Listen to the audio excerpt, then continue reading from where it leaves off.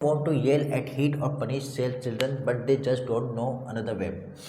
कुछ पेरेंट्स ऐसे भी होते हैं ना जो अपने बच्चों को ना ही डांटते हैं, ना ही वो पनिशमेंट करते हैं, ना ही वो उन्हें मारते हैं कि और ना ही वो चिल्लाते हैं, कुछ भी नहीं करते हैं। क्या ये तरीका सही है? नहीं, ये भी करना कहीं ना कहीं ज़रूरी है, क्योंकि अगर बच्चों को आप ना ही मारेंगे, ना ही पनिशमेंट देंगे, ना ही येल करेंगे, चिल्लाएंगे, तो बच्चा क्या होता है, वो आपको सीरियसली नहीं लेता है। तो कहीं लेकिन तरीका ये है कि आपको वो जगह, वो सिचुएशन, उस इन्वायरमेंट में आपको उस वक्त ही करना है, पर्टिकुलर इस पे करना है। ना हद से ज़्यादा आपको चिल्लाना है, ना हद से ज़्यादा एकदम पोलाइट रहना है, बल्कि आपको जब बच्चा कोई ऐसी एक्टिविटी करे जो नेगेटिव एक्टिविटी है, तो उस पर आपको थोड़ा सा येल करना है। और अगर उस पर भी बात नहीं मानता है तो बच्चे को क्या करना है, थोड़ा सा आपको हिट करना है हल्का सा।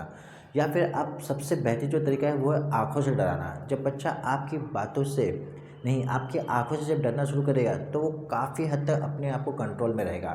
तो ये भी आप इस तरह से भी बच्चों को एजुकेट कर सकते हैं, टीच कर सकते हैं।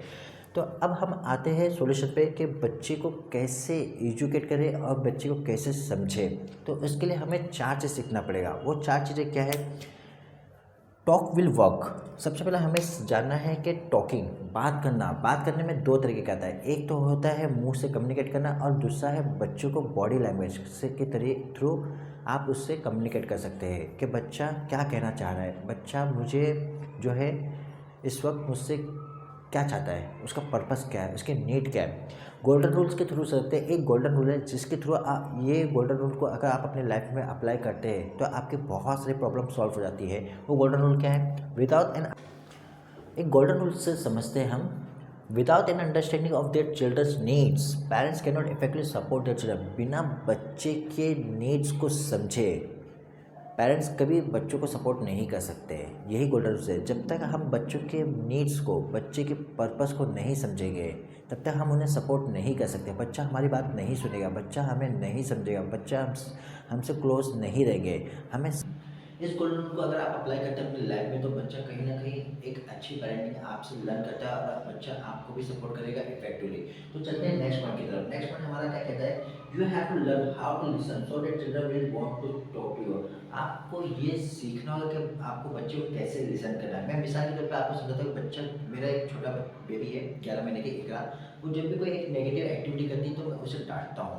तो जब मैं उसे डांटता तो वो रोते हुए अपनी माँ के पास जाती है और मम्मी उसके गले लग जाती है। और अगर कभी वो नेगेटिव एक्टिविटी करती है, उसकी मम्मी उसे डांटती है, तो मैं वो मेरे पास आती है और मैं उसे कहता हूँ क्या हुआ बेटा, क्या हुआ बेटा, और मैं उसे समझने की कोशिश करता हूँ। मैं उसे लिसनिंग कर रहा हूँ। यहाँ पर मैं उसे बात से लिसनिंग नहीं कर रहा हूँ, मैं उसकी बॉडी लैंग्वेज से उसे लिसन कर रहा हूँ। तो अगर आप इस तरह से भी अगर लिसनिंग करते हैं तो कहीं ना कहीं आपका बच्चा ना आपको जो है कोऑपरेट करना शुरू कर देगा।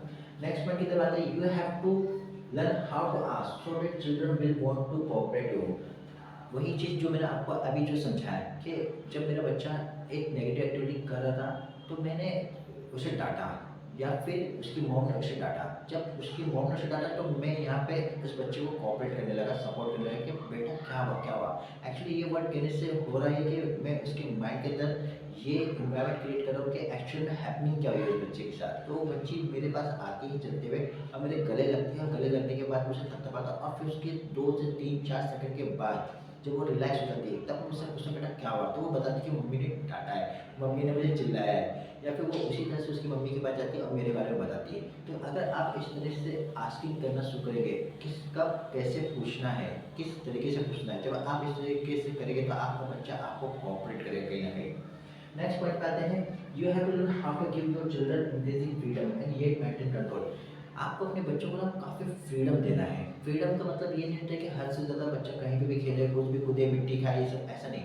आपको फ्रीडम का मतलब ये कि बच्चा अपने आप को सिक्योर फील करे, खुलकर जिए।